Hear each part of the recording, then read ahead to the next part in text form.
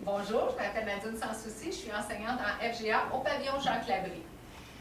Pour moi, aujourd'hui, je vais vous parler de la gestion de classe avec le lien d'attachement. C'est important pour moi d'accueillir mes élèves chaque matin, de créer une routine avec eux, de les accueillir à la porte. C'est important aussi d'apprendre à les connaître. Donc, déjà, on met en place tout ce qui concerne leur fête pour être sûr de souligner ça quand on arrive au moment où c'est la fête d'un des élèves. On leur remet un petit cadeau aussi. On essaie d'avoir une carte signée par les élèves aussi.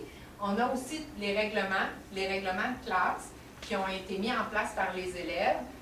Peu de règlements, mais des règlements qui sont importants qu'on a mis en place sous la supervision de l'adulte.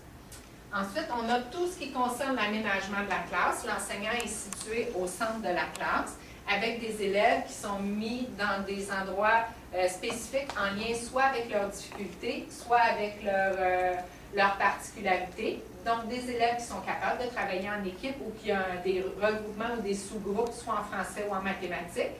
Des élèves qui ont besoin d'être plus isolés, de travailler de façon plus individualisée sans être nécessairement en contact avec les autres.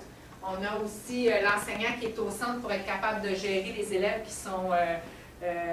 qui ont des difficultés au niveau de leur attention, de leur concentration. L'enseignant habituellement va se déplacer auprès des élèves à leur pupitre, ne va pas nécessairement rester à leur place en attendant que les élèves viennent les voir. On a un petit coin aussi où c'est important d'être isolé, soit parce que c'est à la demande de l'élève, soit parce que l'élève a des besoins en lien avec un pré-test ou un examen en classe et qui va demander à s'asseoir là. On a aussi des élèves qui utilisent la radio aussi pour se permettre de se concentrer. Il y a aussi, au niveau de la gestion de classe, tout ce qui concerne l'organisation de la journée. Donc, l'organisation de la journée est prévue le matin en fonction de la journée précédente par rapport aux problématiques ou par rapport à ce qui s'est vécu en classe. Donc, tout est inscrit ici. On devrait retrouver aussi le nom de chacun des élèves qui sont en classe avec des objectifs à mettre en place au niveau de la semaine. Quand ces objectifs-là sont atteints, on biffe les pages qui ont été faites, tout ça. Les pré-tests aussi se retrouvent là. Ça permet aussi à l'élève de voir le profil puis de voir qu'est-ce qui s'en vient pour lui. On met aussi des dates. On essaie d'être cohérent par rapport aux apprentissages des élèves puis aux dates pour que ça leur laisse assez de temps. Ça permet aussi d'individualiser le travail pour chaque élève. OK. Donc, ce qui est important aussi, c'est de retrouver tous les supports visuels pour ces élèves-là pour leur permettre d'être plus autonomes. Donc, grille d'autocorrection, les supports visuels en français, supports visuels en anglais aussi. Ce qui est important, c'est d'avoir tout le matériel en classe aussi pour permettre aux élèves de ne pas oublier leur matériel, de l'avoir, de travailler rapidement avec leurs choses. On a les référentiels aussi en français, en mathématiques, pour être sûr que les élèves aient tout le matériel en classe, qui évite de sortir ou d'avoir des oublis par rapport à ça. On essaie d'aménager la classe aussi en fonction que ça soit convivial. Donc, il y a des plantes en classe, tout ça, pour que les élèves s'en occupent, que ça soit plus agréable, que ça soit plus propre aussi.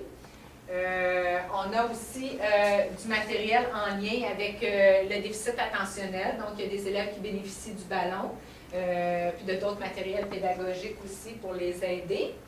On a aussi tout ce qui est en lien avec des activités qui sont faites, qui sont extérieures au français, maths, anglais, des ateliers qui sont faits avec le psychoéducateur, soit sur la peur de l'échec, soit sur les résolutions de conflits.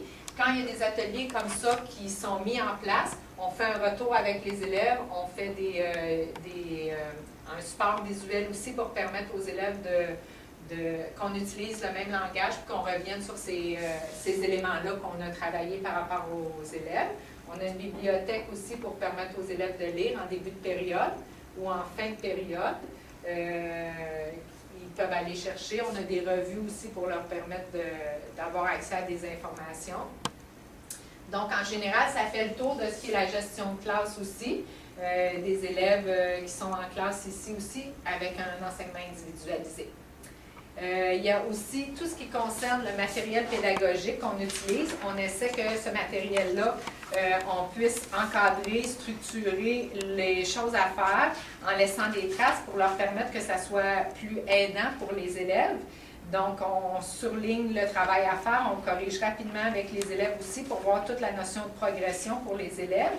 Souvent aussi, on va découper des informations qu'on va remettre dans des référentiels, qu'on va coller sur des pages dans les référentiels pour permettre aux élèves de ne pas perdre les informations aussi. On peut aussi brocher des choses qui sont en lien avec ce qu'on s'attend comme objectif à travailler tout au long de la période ciblée pour le travail. Donc, ça fait le tour de tout ce qui concerne la gestion de classe pour la formation générale adulte.